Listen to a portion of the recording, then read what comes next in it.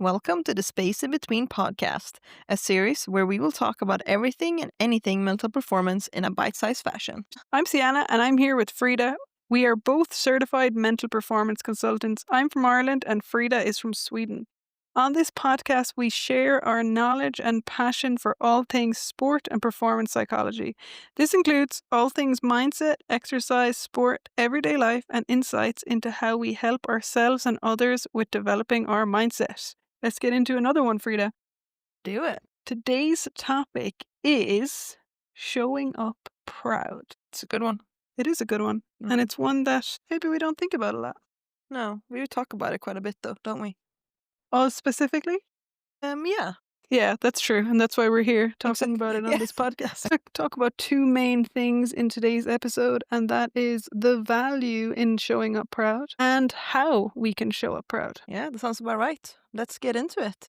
So, Sienna, what's the value in showing up proud? Well, one of the first things that comes to mind is when we show up proud, we likely can go in with confidence to our performance Yeah. because if we feel proud, there's something that's made us proud. So often that comes down to the preparation that we might feel proud about. And if we've prepared in a way that we feel proud, then we're likely to say, I can feel higher levels of confidence because of that. So confidence is a huge thing. Obviously, we talk about it so much in performance with the mental side, the physical side. And so showing up proud is so valuable because confidence is tied to that as well. Absolutely. A key point there that you're talking about is that preparation beforehand. When we think about the sources of confidence, preparation, those past things that we bring into the present are things that we talk about a lot, right? So the whole idea of showing up proud because we most likely have prepared, whether that is physical or mental or a combination of both, that is something that we can bring with us on the day. That can be really helpful. Yeah. And it's something that a lot of performers, I won't say chase, but desire is to feel confident when they perform. So, like, making yourself proud beforehand is a way to build confidence at the same time. I mean, I think it's only natural that people want to have that confidence going into a performance because confidence feels good Yeah, that's true. compared to going into something and you're not feeling confident or you're not feeling good, right? And I think about a lot of people that come to work with us. They might say, "Oh, I'm struggling with my confidence." Yeah. Yeah, I mean, preparation is one of the four sources of confidence. So it makes sense that that is something that's going to build confidence and make you proud at the same time. Exactly. And then I guess the other part of that is if we can show up proud in the preparation that we have done already and go in with the mindset of, let's see what happens, that can also take away some of the pressure. Yeah, absolutely. Because sometimes when we're going in to compete, it's like this has to go well because that will show that everything was worth it, or to make myself proud, I want to win, or even to make other people proud. Yeah. But if we are already proud at when that first ball is kicked off or hit or whatever it is, then there's not as much riding on the outcome. Yeah. Because regardless of how it goes, I'm proud of how I showed up for myself and I prepared in the lead up to that, even if the outcome wasn't exactly what I wanted it to be. Yeah. And I guess kind of what you're hearing here is a shifting of our mindset on the way that we view that preparation. Because I think about some athletes that I've worked with recently, they'll tell me, well, I do all of these things to get ready. I put in all of these hours, but what if I don't get that outcome? Then Yeah. everything was for nothing, Yeah. right? Then it feels like a waste. Like when we look at it that way, we add pressure because we're like, I did all of this so that I could get this certain outcome.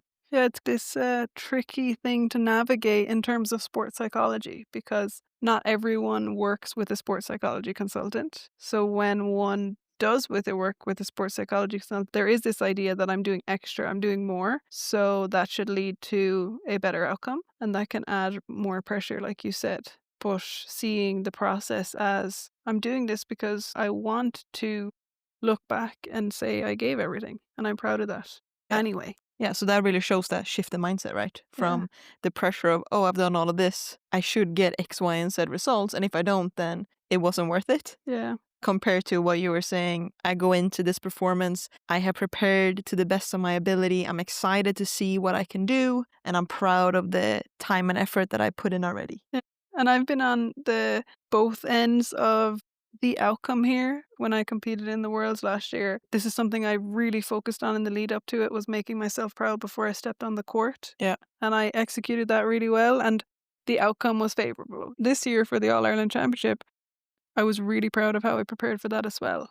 But I didn't get the outcome I wanted. And in the short term, like the immediate aftermath of that, it can be so heartbreaking because, like, there's no reason you lost or didn't perform or didn't get what you wanted out of it. I actually did everything I could in the lead up to it. But then in the long term, a few days or even weeks, or it's now months later, you're able to say, like, "Do you know what? I'm really proud of how I tackled this season and my approach to everything.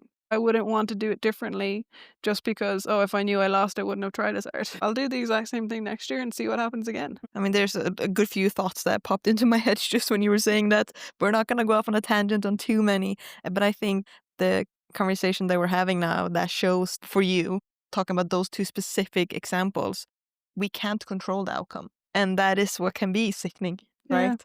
So, you have one time where you did everything and you got the outcome that you wanted. And then the opposite of, I did everything that I could and then I did not get the outcome that I wanted on the day Mm. because for whatever reason, the other player also playing really well and playing better than you on that day and then getting that win. Yeah, and also like probably showing up prepared and hopefully proud of what they've done. It's one of those things that like I kind of assume that everyone's preparing in a really productive way. So that's not going to be a downfall on my part. That's important to remember, right? Yeah. And I think that makes it easier to handle whether the outcome goes your way or not. It is really depressing in some ways, but also it lightens the load. It's like there's sometimes not really an explicit explanation for why sports goes the way it does. Yeah, that's true. And I guess also when we think about performance and going back kind of to what you said about the value in being proud before going into something, that also shows the type of person you are and what you value. So then if we talk about playing with our values and what we think is important, a part of that for you is being as prepared as you can Yeah. and then going into a performance and playing to the best of your capability on that day. And if that means that I didn't get the outcome that I wanted, obviously that sucks because everybody that's competing, they want to win To win, yeah. ultimately, right? But then also being able to say, I play the way that I want to play and I'm proud of the effort that I put in before and during. Yeah, and I mean, obviously, we're initially talking about showing up proud, but there's always reason to be proud, even if you don't get the outcome you want, you know? And I think that a lot of pride can be built before the tournament, and that's why we're here. If the only source of pride for us is the outcome of a sporting event on one specific day of the year, then we're probably often going to be very disappointed, not only in the outcome or the performance, but in ourselves.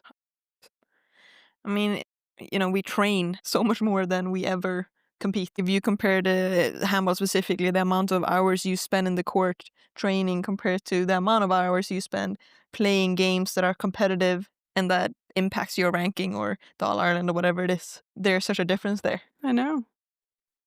Silly, isn't it? I know. So, what are some ways then that, people before their next competition now, how can they implement this and, go in proud to their next performance? I Feel know, like but I the think we have talked around and around a little bit. We tend to do that. So, maybe giving some really specific examples that our lovely listeners can take with them. I mean, one thing that I think can be really helpful when I'm working with people or even for myself is actually sitting down and writing down how can I show up proud to my next event or competition or whatever it is that I'm leading up to. Could be different for everyone. You know, what will make you proud might be different from what makes me proud, but a lot of the time for me it does come down to how I prepare. So I will show up proud if we don't have, like, I don't have to say specific numbers, but for example, if it's like, if every week I'm following my assigned strength and conditioning training, I'm pushing myself in training, finding new people to challenge myself against for training games, I'm doing my skill sessions, I'm, constantly working on bringing my attention back to the process and like being able to handle the challenges. I'm fueling well. Those are all the things that when I show up the morning of an All Ireland final, I'm able to like look back on that and like say to myself, right, I feel really good about what I've done. And that in itself lets me go in and perform with freedom. Yeah. And I think often the key to performance. But again, that can depend on the individual and what the answer to that question is. Yeah, of course. I think one of the main things that you talked about there is when we ask ourselves that specific question, it's okay, well, what are the things that I can do daily and weekly until that performance that will allow me to feel proud? Yeah. So we're bringing it back to the process. We're bringing it back to those days we're stacking our bricks. Yeah. And I think something that I'm thinking now that we're just talking, another thing that we can do is allow room for that mentally, allow room to feel proud of the process. Yeah, very important. Sometimes when we talk about sports, it's like so focused on the outcome, on what you've won, who you've beaten. And we don't often ask people, how good do you feel about your preparation? Or how's your nutrition? You know, how's your mental training? Because maybe those questions are even more important. So allowing room to like be able to actually say, I am proud of myself. Because that can be hard for people Yeah, to say that. 100%.